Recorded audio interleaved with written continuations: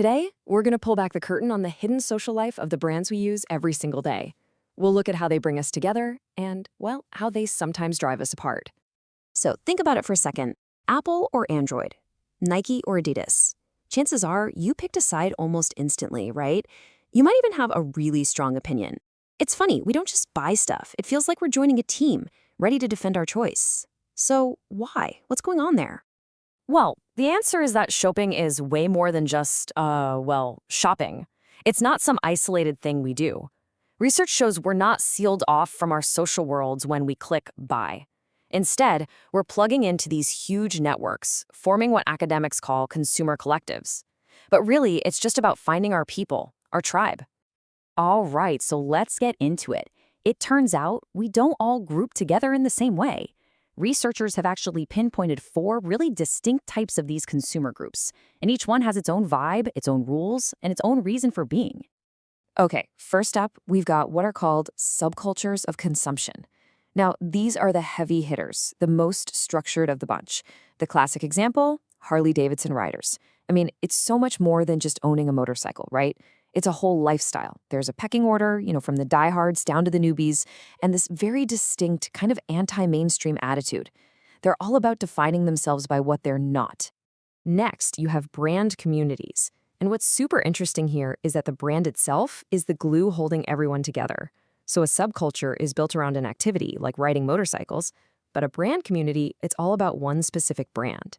Think Apple fans. They feel this consciousness of kind. That's a fancy way of saying they just get each other. They feel connected, they have their own inside jokes and rituals, and they genuinely feel a duty to help out other users. Then there's the consumer tribe. These are way more laid back, more fluid. A perfect example is the surfing community. They're a tribe, for sure, united by their absolute passion for catching waves. But they're not loyal to just one brand. They'll mix and match boards, wetsuits, whatever works. Here, the loyalty is to the passion, not the company. And you can be part of a bunch of different tribes at the same time. And that brings us to the most modern type of all, brand publics. This is pure social media territory. Think about a viral TikTok challenge where suddenly everyone is using the same sound or doing the same dance with a particular product.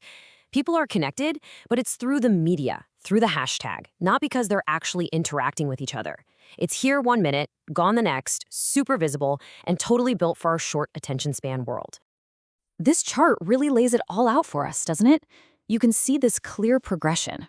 Over on the left, you've got your subcultures and brand communities. They're built to last, they have a clear structure. But as you move to the right, towards tribes and especially brand publics, things get, messier. Power is spread out, the lifespan gets shorter and shorter, and the whole structure just becomes way more fluid and temporary. So yeah, brands are amazing at creating these powerful connections. But that is only half the story. Because the flip side of connection is rejection.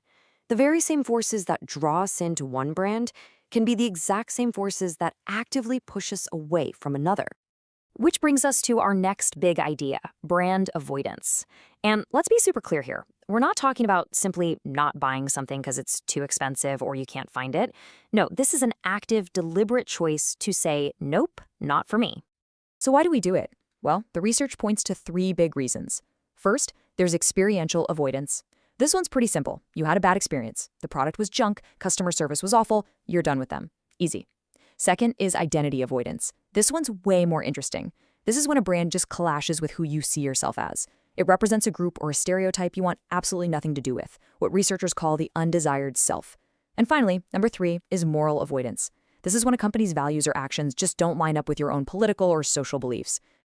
And that last one, moral avoidance, opens up this whole fascinating world of what's called political consumption. It's the idea that every single time you choose to buy something or choose not to buy something, you might actually be making a political statement. Your shopping cart literally becomes a ballot box. The 2 big ones you've probably heard of are the boycott and the boycott. A boycott is pretty straightforward. You're protesting. You refuse to give a company your money to pressure them into changing their ways. A boycott is the complete opposite. You're intentionally spending your money with a company to reward them for doing good things, for having positive ethical or social policies. One is the stick and the other is the carrot.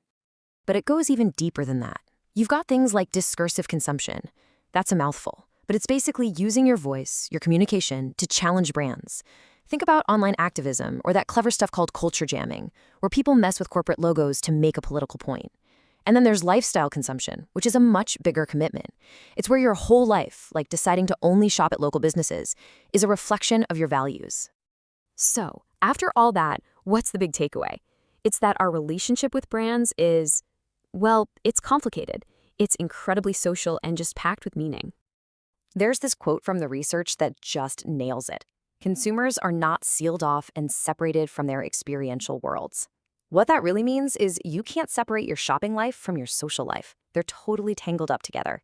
Every single choice you make is like another thread you're weaving into the story of who you are and who you connect with. So here's the bottom line. We use brands to connect, but also to separate. The brands we choose help us build our communities, to signal to the world, this is me, these are my people. And just as powerfully, the brands we turn our backs on help us draw a line in the sand and say, that is what I am not. And that leaves us with one last big question to chew on. In this crazy digital world we live in, where these online crowd cultures can explode overnight, who's really calling the shots anymore? Are giant corporations still dictating culture for us? Or have the tables turned? Are these powerful online communities now the ones actually creating the brands? It's definitely something to think about next time you find yourself picking a side.